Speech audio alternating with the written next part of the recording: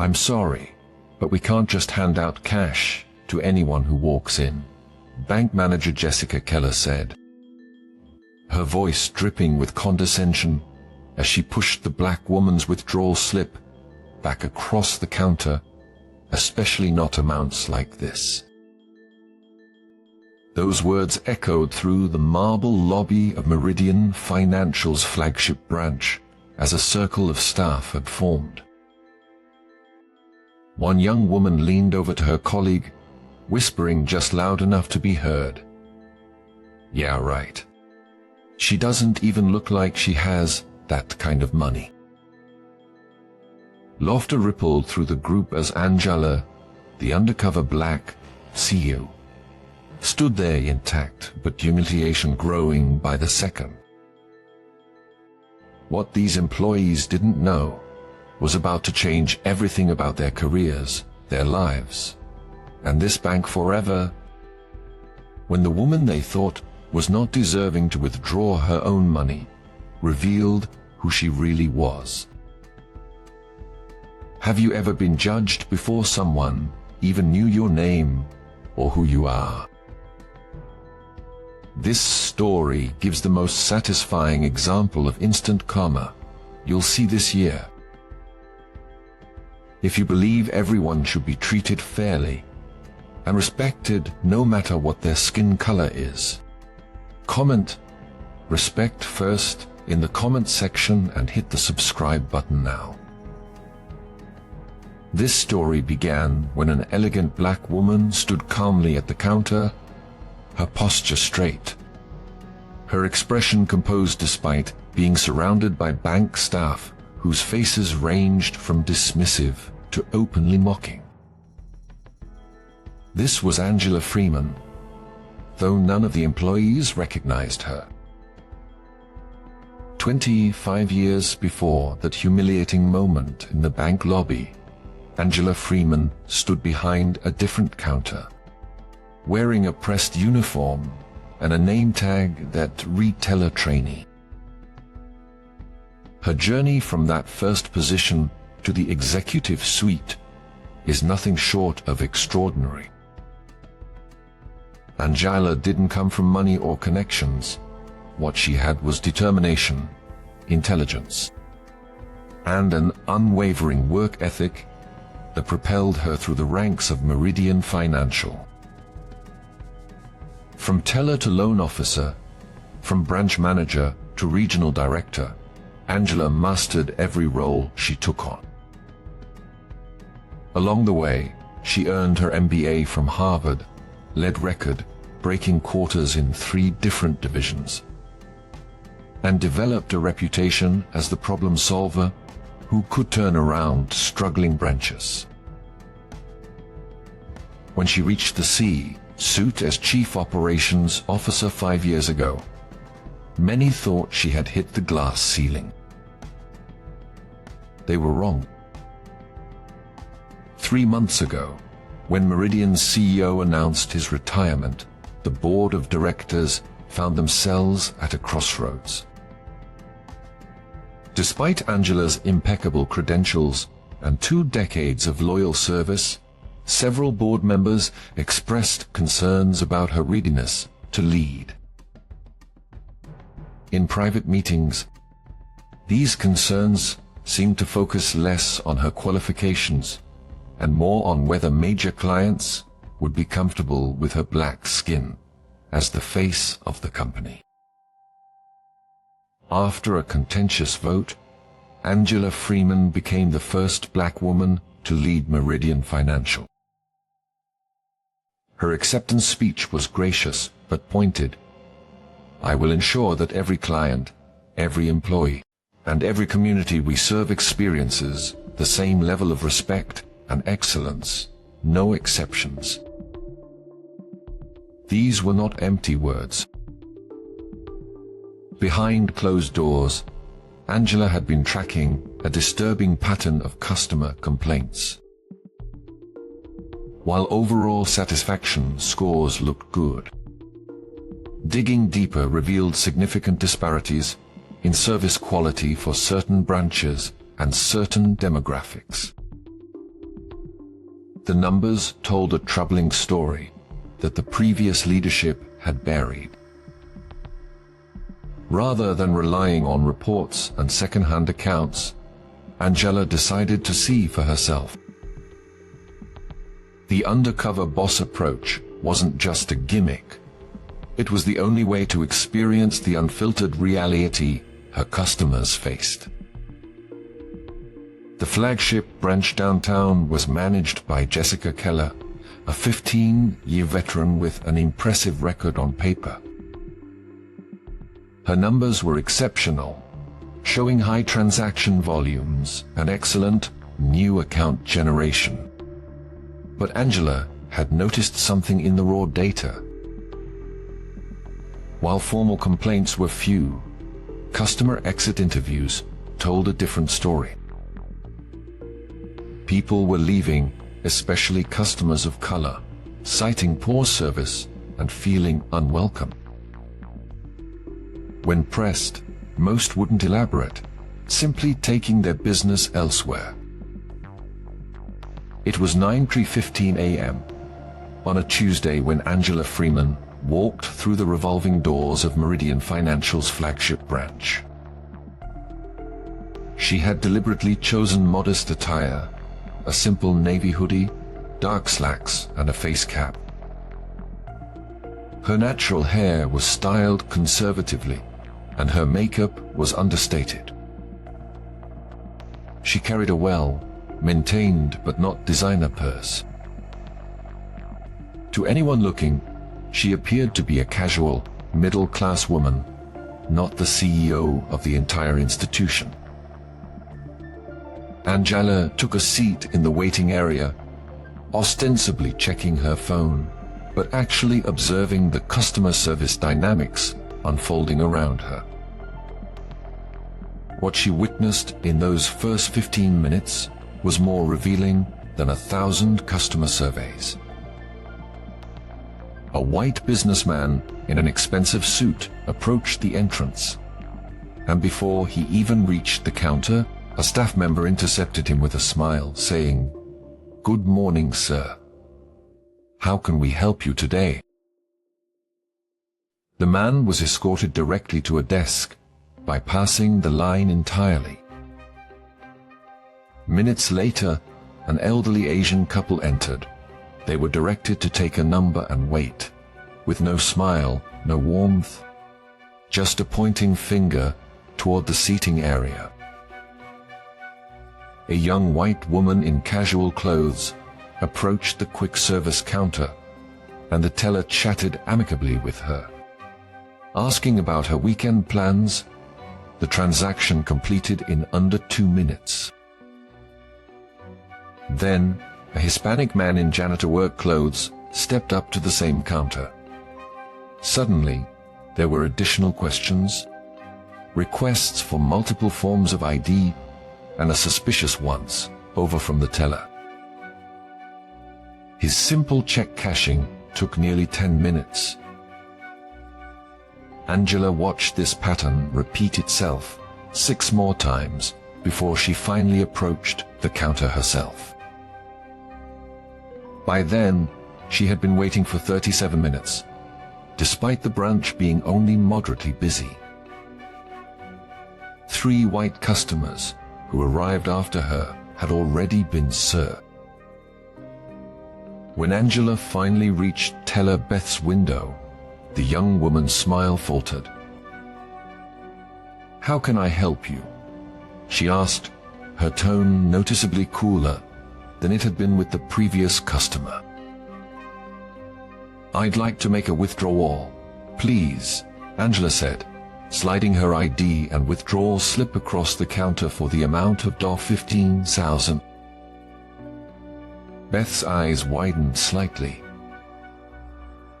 She examined Angela's driver's license, then looked at her face, then back at the license, as if confirming they were indeed the same person.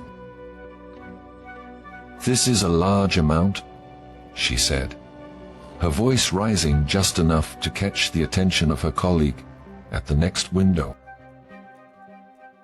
"Yes, it is," Angela replied calmly, but it's well within the daily limit for my account type. Beth didn't respond. Instead, she turned and whispered something to Mark, the senior teller at the next station.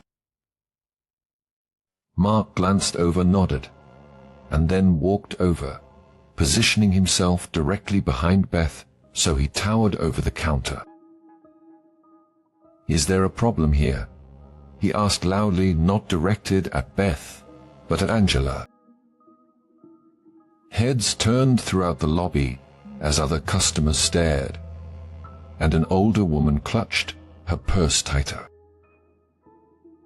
Angela felt the weight of every eye in the place, the silent judgment, the immediate assumption that she must be doing something wrong. With remarkable composure, Angela placed her bank card on the counter alongside her ID. "And no problem at all. I'm simply making a withdrawal from my account." Mark picked up her ID, studying it with exaggerated scrutiny. "We've been seeing some unusual activity on these types of accounts lately," he said, emphasizing these types, just enough to make his meaning clear. "We need to be extra careful." "What types of accounts would those be, exactly?" Angela asked, her voice steady. Mark ignored the question. "Beth, can you pull up the account history, please? Let's see what kind of transaction patterns we're looking at." As Beth tapped at her keyboard, another staff member drifted over. Richard, according to his name tag, leaned in and whispered something to Mark, not quite quietly enough. Probably one of those money laundering or check cashing schemes. Richard didn't even try to hide his contempt as he looked Angela up and down, taking in her modest clothing and natural hair with a smirk. "We just need to verify the funds are actually yours," he said with false sweetness. "You understand, right? It's for your protection." This humiliation was calculated and deliberate, yet Angela maintained her dignity, standing straight, voice unwavering. "You understand the need for security. I've provided my identification and bank card. I'm a customer of this bank and have been for many years. I'd like to complete my transaction now, please." That's when Richard called over Jessica Keller, the branch manager. She strode across the lobby with the confidence of someone who had never been questioned in her life. Her expression a practiced blend of concern and authority as she approached Angela. "Ma'am, I understand there's some confusion about your withdrawal request," she said, her tone dripping with condescension.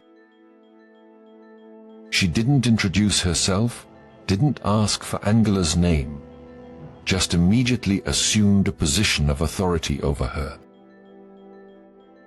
"There's no confusion on my part," Angela replied. "I'm simply trying to access my own money." Jessica's smile didn't reach her eyes. 15,000 is a significant amount of cash. May I ask what it's for? This question, one that had not been asked of a single white customer, making large transactions that morning, hung in the air between them. The double standard couldn't have been more blatant if they'd put up a sign. The tension in the air was thick enough to cut with a knife as Jessica Keller stared down at Angela, her face a mask of practiced concern that couldn't quite hide the disdain underneath. The bustling bank lobby seemed to quiet around them, as if the very air was holding its breath in anticipation of what would come next. "A Mrs. Freeman," she said finally, glancing at her ID, her fingers holding it by the edges as if reluctant to touch it too much. "This amount doesn't seem appropriate for someone like you. This bank prides itself on dignity, and we have a class of customers we serve, so we can't serve you here." There it was, the mask had slipped. In those few words, Jessica had revealed exactly what this was about. Not security protocols, not banking regulations, just pure, unfiltered prejudice dressed up in corporate speak. Angela felt a familiar tightness in her chest, the same sensation she'd experienced countless times throughout her career.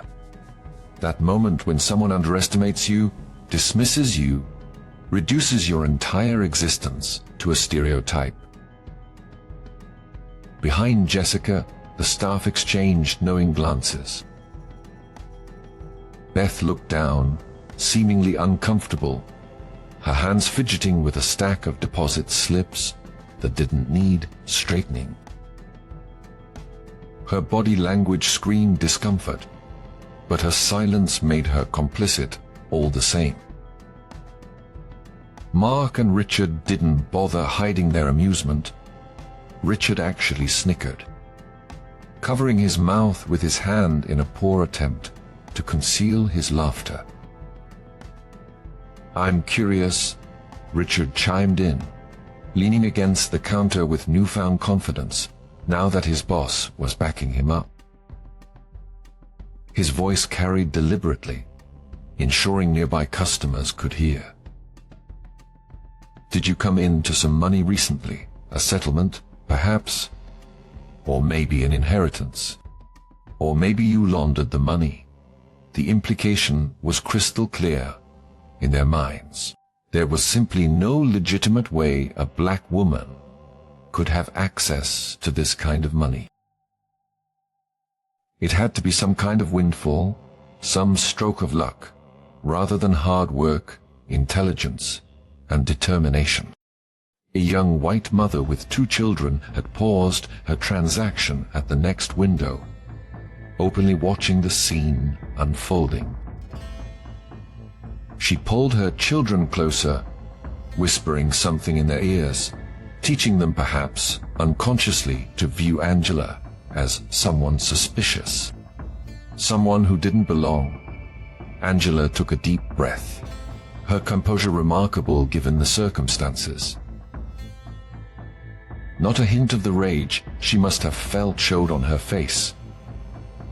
"Like to speak with someone who can actually help me complete my transaction, please. Someone with the authority to override whatever concerns you seem to have." Every word was carefully chosen, professional, reasonable, giving them no ammunition, no excuse to label her as angry or difficult. Jessica's smile tightened, a flash of anger crossing her features at being challenged. "Ma'am, I am the highest authority in this branch. I'm the manager. There's no one else for you to speak with." She leaned in slightly, lowering her voice to a stage whisper that was still perfectly audible to everyone nearby. The scent of her expensive cologne, likely meant to convey success and authority, wafting across the counter. "Perhaps you might be more comfortable at the check cashing place down the street. They're more accustomed to handling your type of banking needs. You should get maybe 1,000 or 2 there." The dismissal was so blatant, so disrespectful, that a collective intake of breath could be heard from customers who were shamelessly eavesdropping on the exchange. Behind the teller windows, the daily operations of the bank continued.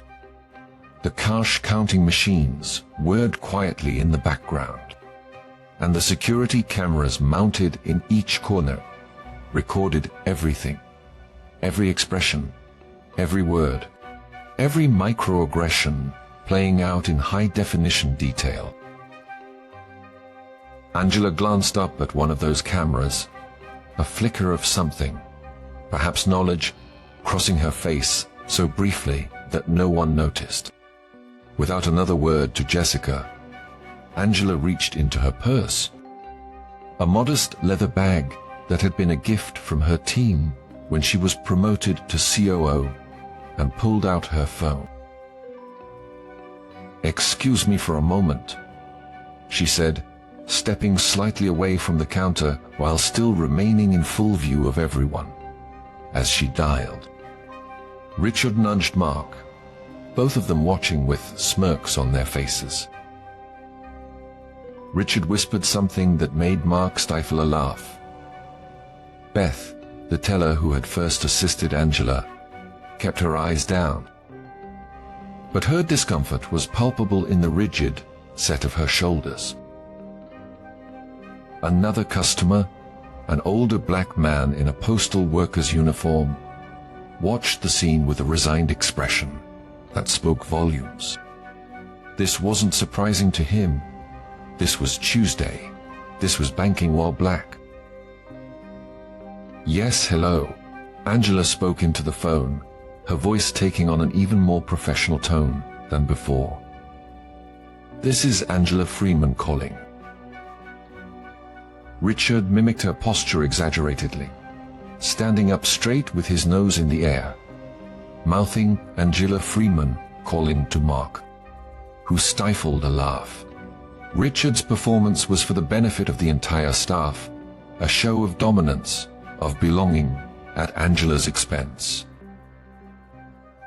The bank's mission statement was prominently displayed on the wall behind them. Building financial success together with trust, respect, and integrity. The words now seemed like a joke in contrast to the scene unfolding beneath them. Jessica stepped forward, patience clearly exhausted. Her polished leather shoes squeaked slightly on the marble floor as she moved. The sound, oddly loud in the tension-filled space. "I'm going to have to ask you to conclude your business elsewhere. You're creating a disturbance in our branch. The lower banks out there will be able to serve you, not here." The irony was staggering. The only disturbance was the staff's treatment of a legitimate customer attempting to access her own funds. Angela continued her call as if Jessica hadn't spoken. "Yes, I'm still at the downtown branch." "No, they've refused the transaction." "Yes, that's correct." Her calm was unsettling to Jessica. People in her position being denied service, being humiliated publicly, were supposed to react in one of two ways: explosive anger that would justify removal, or defeated acceptance that would end in retreat. Angela's composed resistance followed neither script, and it clearly unnerved her.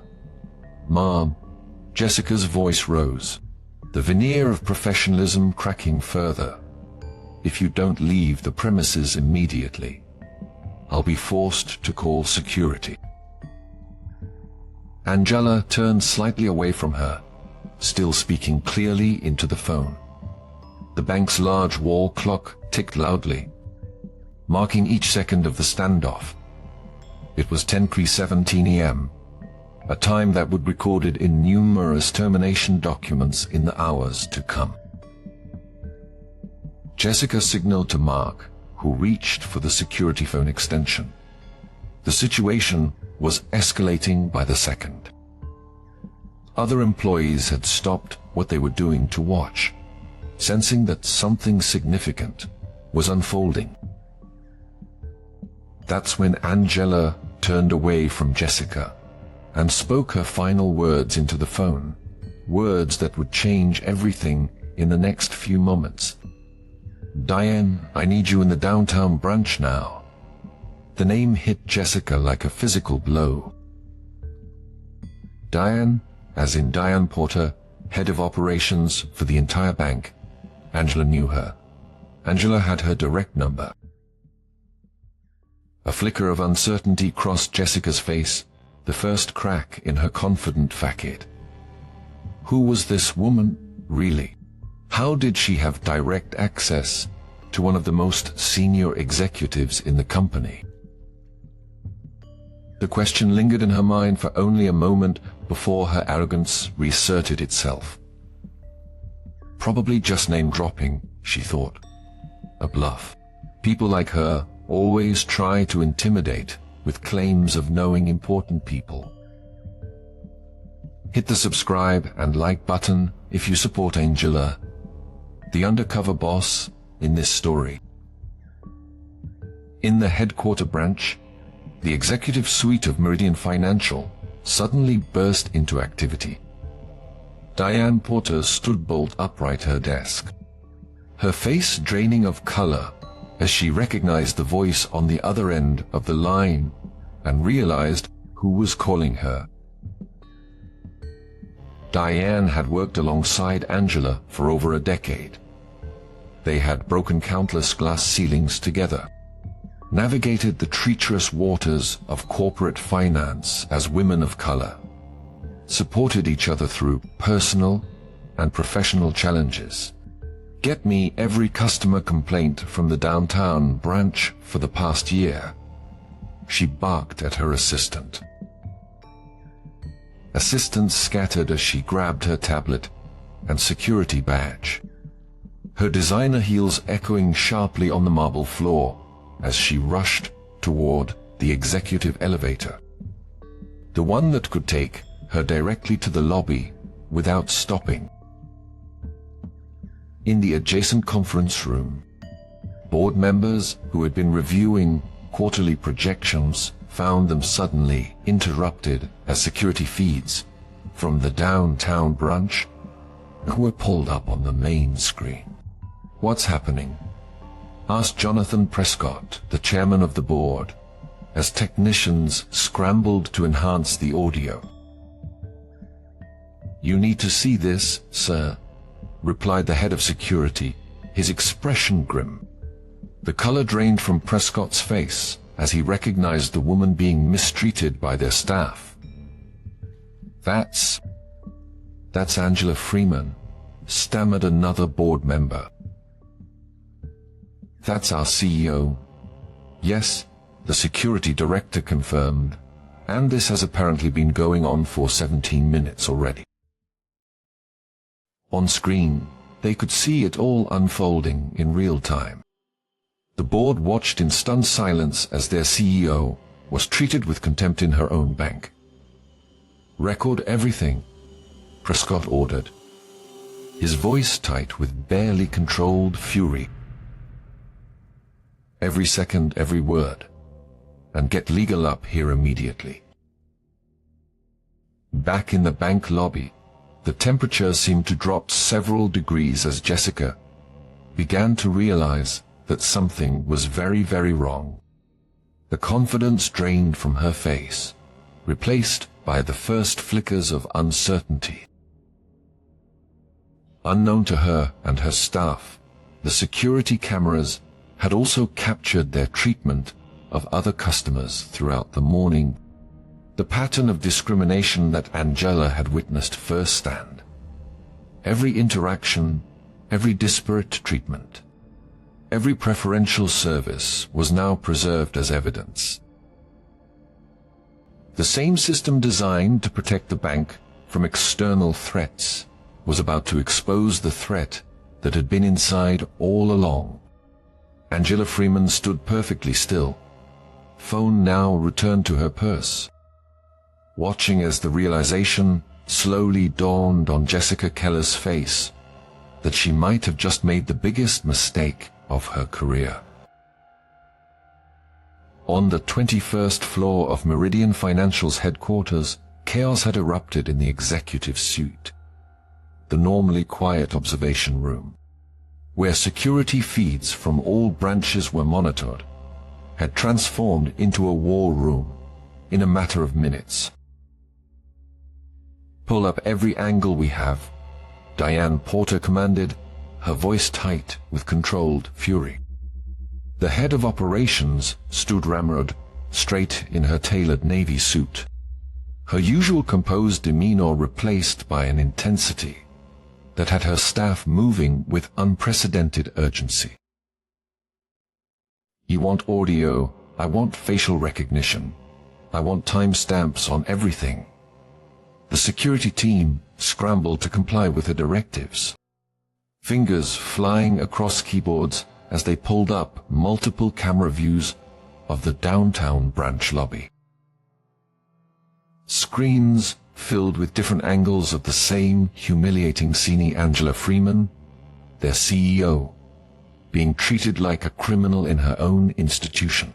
On camera 3 has the clearest audio, reported a young technician, his face pale as he realized the severity of what they were witnessing.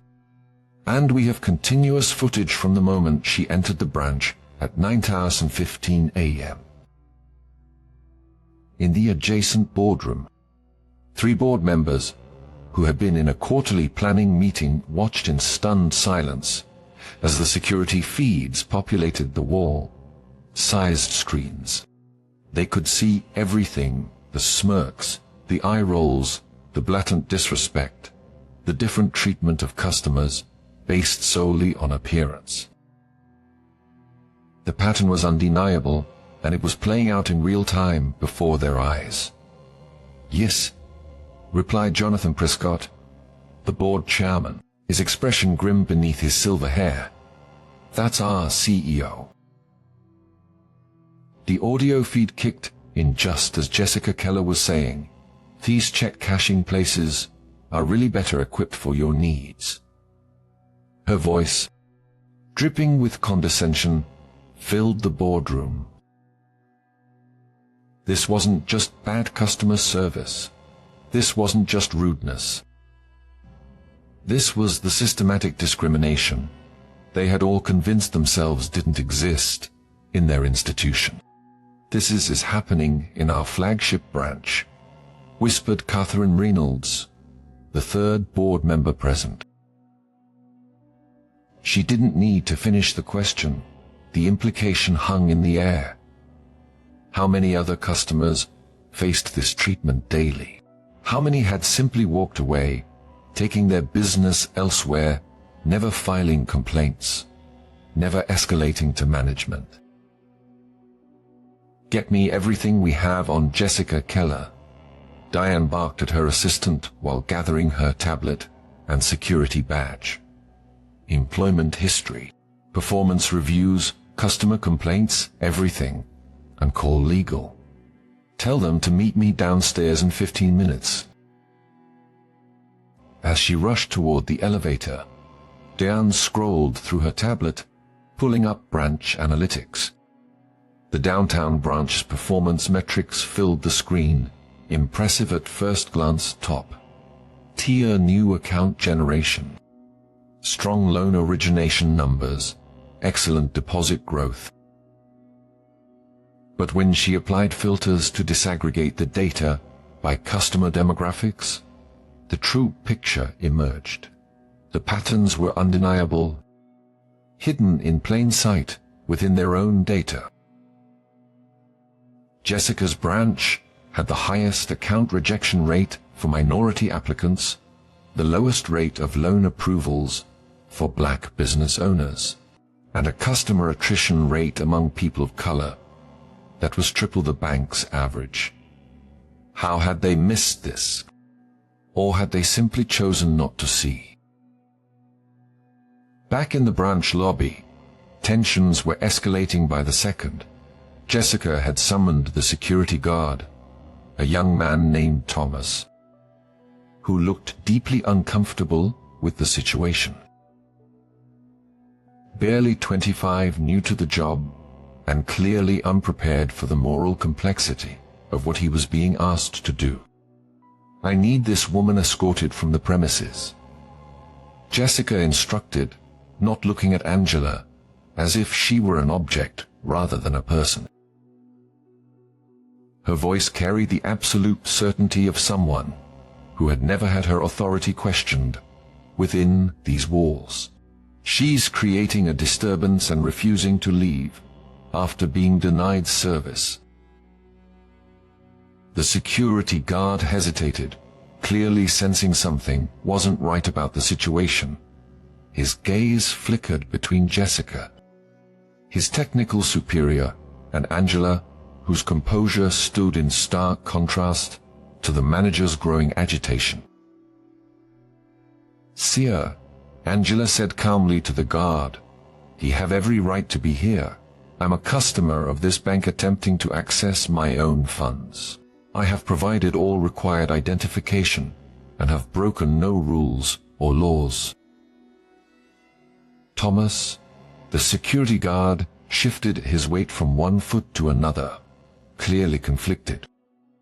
His training had covered robbery protocols and emergency procedures, but nothing had prepared him for this moral gray area. "Ma'am," Jessica's face flushed with anger at the guard's hesitation and at being contradicted in front of her staff.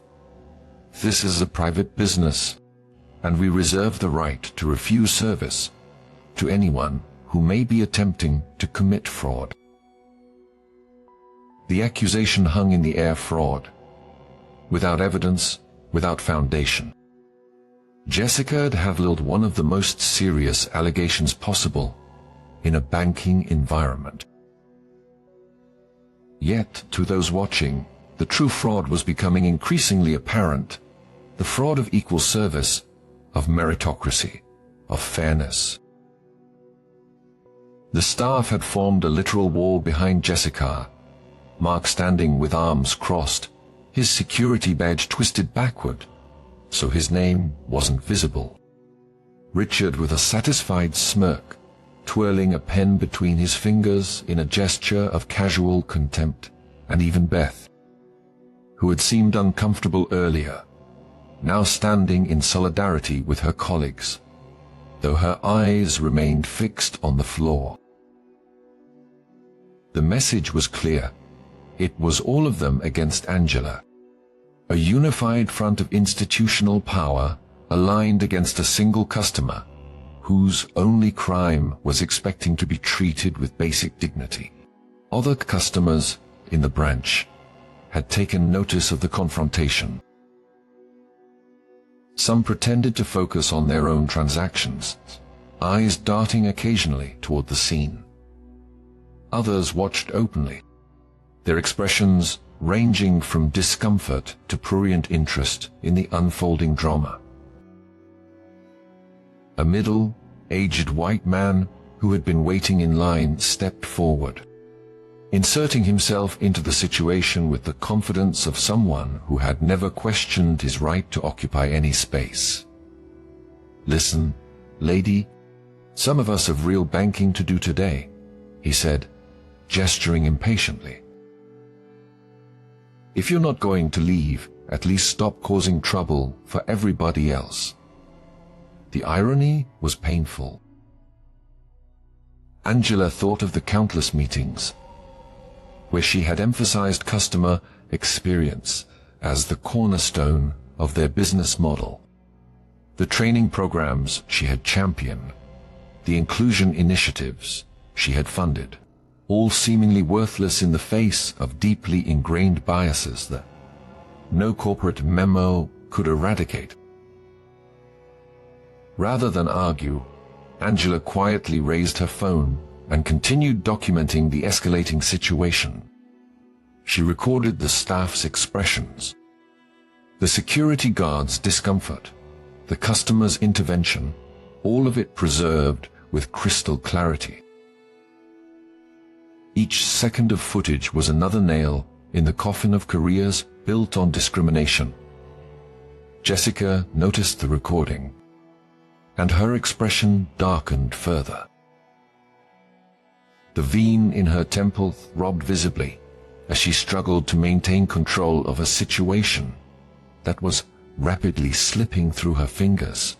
"Photography is not permitted in the bank. This is another violation of our policies." Actually, Angela replied, her voice steady. According to Meridian Financial's own customer service policy, Section 4.3, customers have the right to document any interaction where they feel their rights are being violated.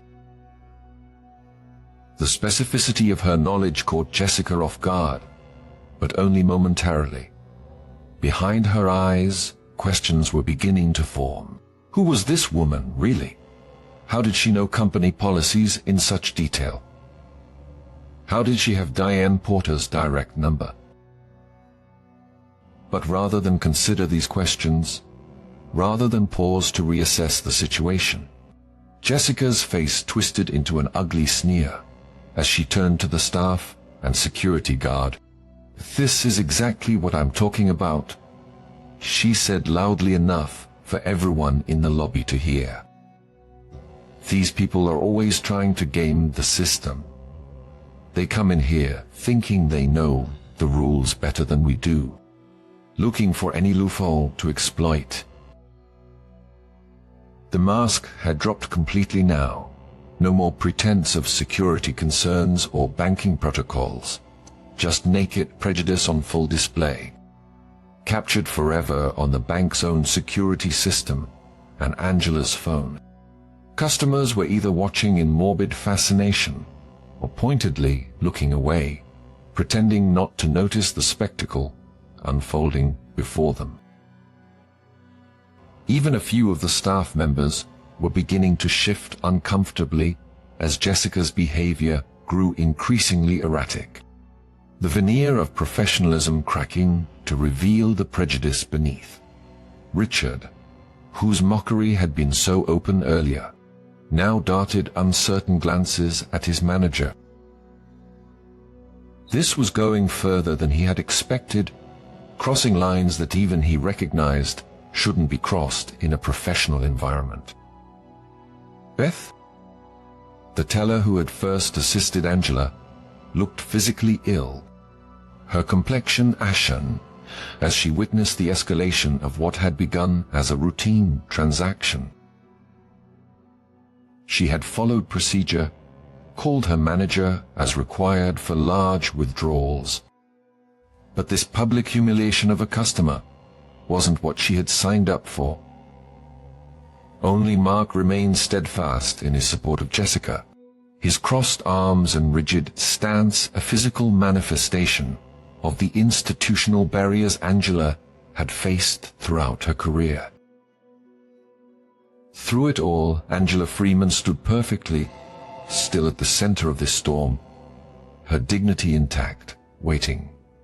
The weight of the moment, not just for herself, but for every customer who had ever been dismissed, disrespected, or denied service based on their appearance, rested on her shoulders. The elevator chime sounded faintly in the distance. Jessica's head turned slightly at the sound, momentarily distracted. Something in the air had changed, like the pressure drop before a storm. The grand double doors of Meridian Financial's flagship branch burst open with such force that they slammed against the walls, the sound reverberating through the marble lobby like a thunderclap. Every head turned as Diane Porter strode into the space, her presence commanding immediate attention.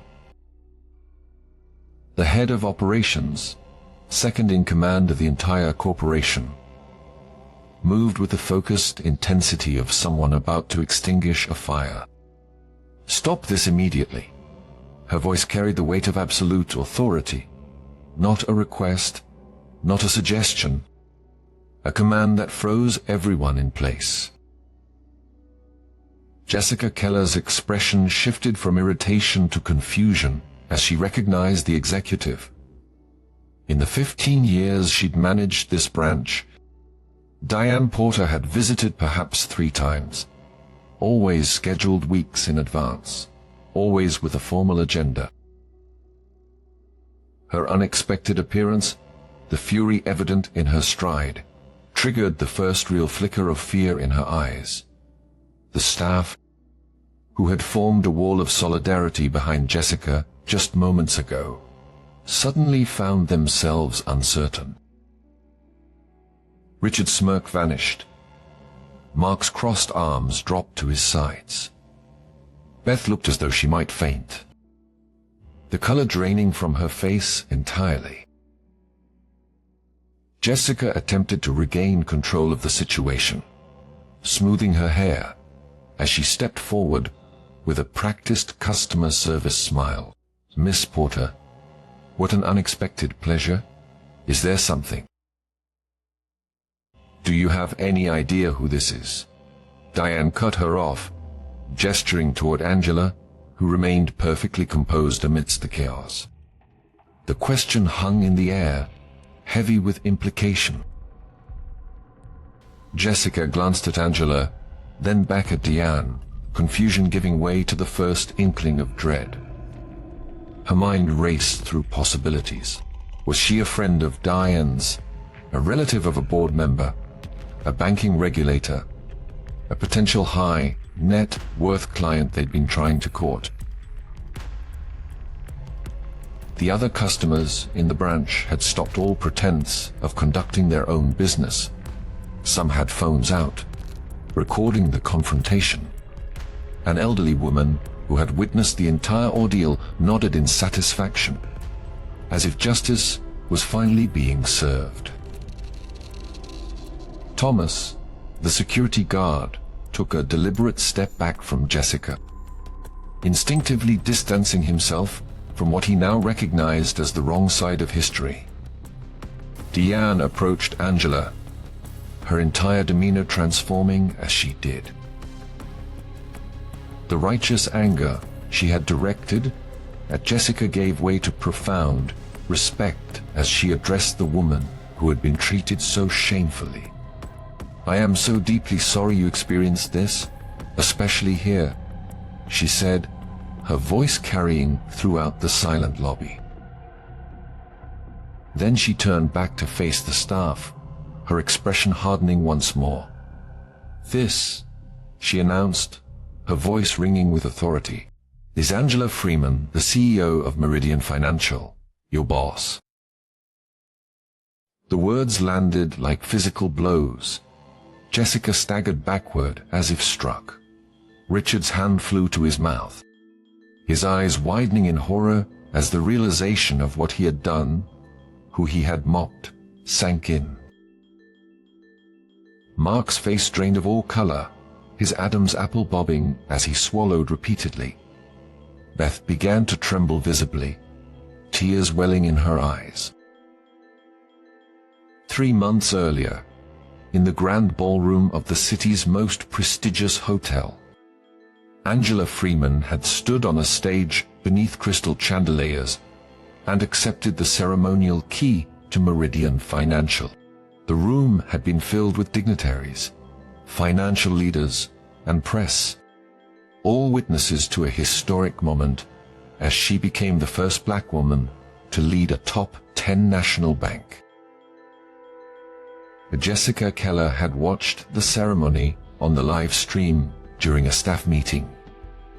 She had applauded politely along with her team, made appropriate comments about progress and leadership, and then, apparently, she had forgotten, or chosen not to recognize, the face of her own CEO when she walked into her branch. "We've been watching," Diane continued, holding up her tablet. On the screen, security footage from throughout the day played in crystal clear definition. "We've seen how you treated Mrs. Freeman, and we've seen how you treat others." The tablet displayed split screen comparisons, a white customer making a large withdrawal processed with smiles and efficiency, juxtaposed with a Hispanic customer's identical request met with scrutiny and suspicion, a wealthy-looking client escorted directly to an office, while an elderly black woman waited 40 minutes for basic assistance. "Every interaction in this branch is recorded," Diane said, her voice tight with controlled fury. Every single one. And what we've witnessed today is a pattern of discrimination so blatant, so egregious, that it violates not only our company policies, but federal banking regulations. She began listing the violations methodically, each one another nail in the coffin of Jessica's career. Differential treatment based on perceived race or socioeconomic status, failure to follow standard verification protocols consistently across all customers, creating a hostile environment for a client attempting to access their own funds, falsely accusing a customer of potential fraud without evidence. Jessica's face had turned an alarming shade of red. The carefully constructed facade of her professional persona was crumbling before everyone's eyes. "This is a misunderstanding," she stammered, straightening her hair again, a nervous habit now rather than a power move. "We have serious security concerns with large cash withdrawals. The protocols, save it." Dine cut her off. "We reviewed the footage of 3 similar withdrawals processed earlier today for other customers. The only protocol you followed consistently was discrimination." Richard stepped forward, tears streaming down his face, his previous confidence replaced by desperate self-preservation. "I was just following Jessica's lead," he pleaded. "We're trained to be cautious with unusual transactions." Mark attempted a different approach, his voice taking on a tone of professional concern. "There have been fraudulent schemes targeting this branch. We were simply exercising appropriate caution in line with. We have access to every email, every memo, every piece of communication you've sent within this bank's systems." Dine interrupted. "Do not make this for yourselves by lying." The main entrance opened again as 3 members of the board of directors entered the lobby, their expressions grave. Jonathan Prescott, Catherine Reynolds, and Dennis Whitehill, the highest authorities in the company beside Angela herself, had come down from their executive suite to witness the reckoning in person. Their presence elevated what was already a catastrophic event for Jessica and her team to something unprecedented in the bank's history. Board members simply did not appear on the front lines of daily operations unless something extraordinary demanded their personal attention. The lobby, already silent, somehow became even quieter.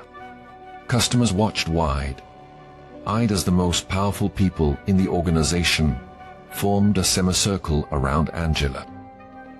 A physical manifestation of the support that should have been there all along. Throughout the confrontation, Angela had remained silent, watching not with satisfaction or vindication, but with the clear-eyed assessment of a leader witnessing the systemic failure that required correction. This wasn't personal for her. It was institutional, and her responsibility to address it. When she finally spoke, her voice was calm, measured, and carried the unmistakable weight of absolute authority. "Jessica, Richard, Mark," she said, addressing each of them in turn, making deliberate eye contact. "You are terminated effective immediately. No raised voice, no dramatic gesture, just the simple, incontrovertible exercise of power by someone who had earned the right to wield it. Your actions today have demonstrated that you are fundamentally incompatible with the values of this institution and the legal requirements of fair banking practices." Angela continued, "This is not a suspension or a performance improvement opportunity. This is the end of your employment with Meridian Financial." Jessica's face contorted with a complex mixture of emotions: shock, anger, humiliation, and finally, the dawning realization that her career of 15 years had just ended in a spectacular public failure of her own making. "You can't just..." she began, but Angela raised her hand slightly, and she fell silent immediately. "I can, and I have," she said simply. "Thomas," she nodded to the security guard who had been watching the scene unfold. "Please escort these former employees to collect their personal belongings and then off the premises." Thomas straightened, nodding with newfound purpose. "Yes, ma." As security led the 3 disgraced employees toward the back offices to collect their things, the remaining customers and staff watched in stunned silence. There was no cheering, no celebration, just the solemn witnessing of accountability being enforced at the highest level. Beth, the teller who had initiated the interaction but had shown discomfort throughout, stood trembling behind her counter, clearly expecting to be next. Angela approached her, and the young woman braced herself for the inevitable. Instead, Angela spoke quietly to her. The words weren't audible to most in the lobby, but Beth's expression transformed from terror to confusion to cautious relief. It would later become known that Beth was placed on probation rather than terminated. Her willingness to acknowledge her mistakes and her visible discomfort with her colleagues' behavior had been noted by both Angela and the security footage. She would become one of the bank's most vocal internal advocates for equitable service in the months to come. As Jessica, Richard, and Mark were escorted past the customers still waiting in the lobby, their personal items hastily packed into cardboard boxes, the full weight of what had transpired seemed to settle on everyone present. This wasn't just a dramatic firing, it was a public statement about what would and would not be tolerated in this institution moving forward. Angela Freeman stood in the center of the branch that bore her company's name, surrounded by the leadership team that had recognized her value, in full view of customers who now understood exactly who was at the helm of their bank. The transformation was completed from being denied service to exercising the highest authority in a matter of minutes. The message couldn't have been clearer. Discrimination had no place in Meridian Financial, and those who perpetuated it had no future there. After the terminated employees had been escorted from the building, a heavy silence hung over the flagship branch of Meridian Financial. Customers remained rooted in place. Staff stood frozen behind their counters, all eyes fixed on Angela Freeman as she surveyed what was now undeniably her domain. When Angela finally addressed the remaining staff, her voice carried not anger, but resolve, the clear, steady tone of a leader who had identified a problem and was already formulating its solution. What happened today isn't just about 3 individuals making poor choices, she began, gathering the shell, shocked employees in a semicircle around her. It's about a culture that allowed those choices to seem acceptable, a culture we are going to transform. Starting right now. The staff listened with rapt attention, many unable to meet her eyes, others nodding in shamefaced acknowledgement of truths they had long recognized, but never confronted. Meridian Financial exists to serve all customers with dignity, respect, and fairness. These aren't just words on our mission statement. They are the standard by which Every interaction will be measured moving forward. As she spoke, Diane Porter was already on her tablet, initiating emergency protocols rarely used in the bank's history, transferring management authority, securing access credentials, establishing temporary leadership until permanent replacements could be found. Every branch, every department, every role in this organization will be evaluated not just on profitability, but on equitable service. Angela continued. The metrics we value reflect the company we want to be. Beth, the young teller who had initiated the interaction with Angela, but had shown visible discomfort throughout the ordeal, stood trembling at the edge of the group. When Angela approached her, tears streamed down the young woman's face. "I'm so sorry," Beth whispered, voice breaking. "I knew it wasn't right, but I didn't know what to do when Jessica and the others..." Rather than dismissing the apology or offering easy absolution, Angela listened intently, recognizing the crucial moment for what it was, a genuine opening for change. Learning to stand up against wrongdoing, even when it comes from authority figures, is one of the hardest skills to develop, Angela told her, but it's also one of the most valuable. What happened next would become part of Meridian Financial's corporate lore, a moment referred to in training sessions and leadership seminars for years to come. Angela Freeman, CEO of one of the nation's largest financial institutions, looked at the tearful young teller and saw not just remorse, but potential. "Beth, effective immediately, you're being promoted to interim branch manager." The gasps from the staff were audible. Beth's eyes widened in shock. "But I'm just the..." "You're someone who recognized that what was happening was wrong, even if you didn't have the tools or confidence to stop it," Angela cut in. "That awareness is the foundation we need to build on. You'll have support, training, and resources, but more importantly, you'll bring the perspective of someone who has seen firsthand how things can go wrong and is committed to making them right." 3 days later, Angela stood behind a podium emblazoned with Meridian Financial's logo, facing a sea of journalists, cameras, and recording devices. The press conference had been hastily arranged but was meticulously choreographed to deliver a powerful message.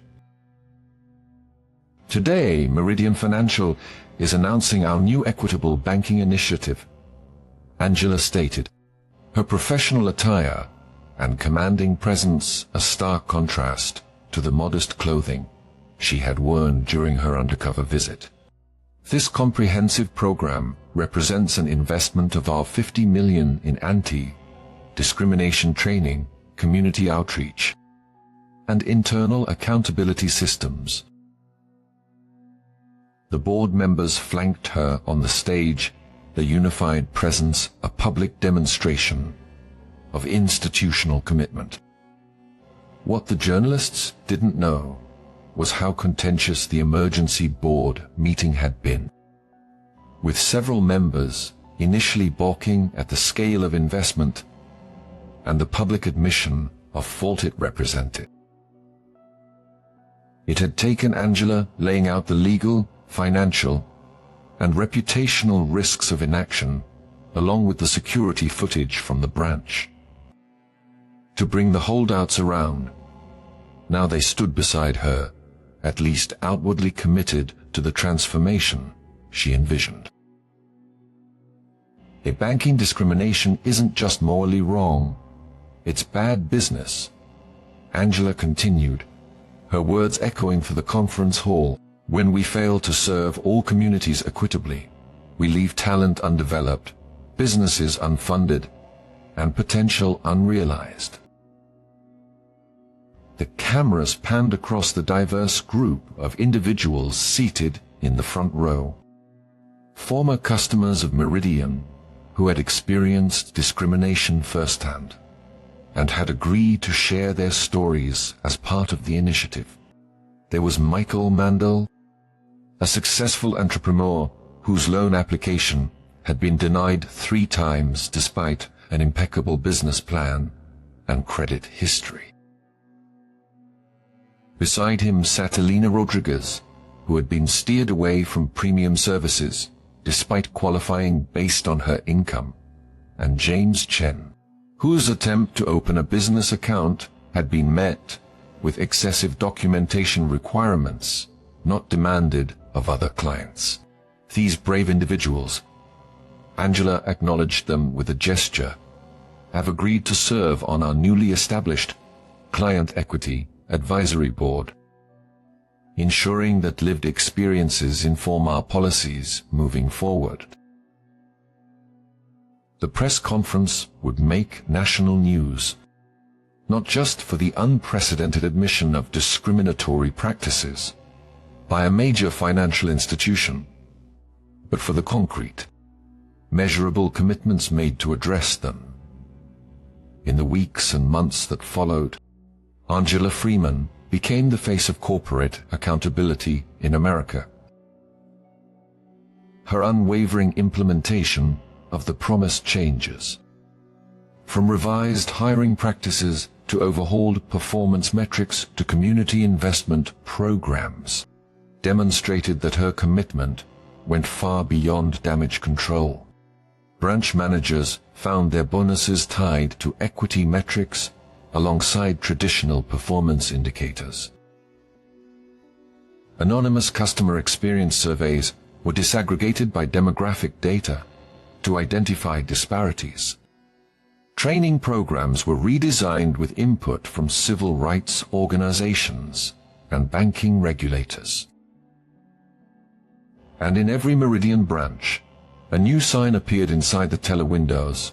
All customers deserve respect, dignity, and fair service. If your experience does not reflect these values, please call this number.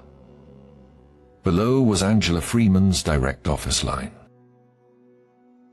6 months after the incident that transformed Meridian Financial, Angela once again donned casual clothing and visited branches unannounced.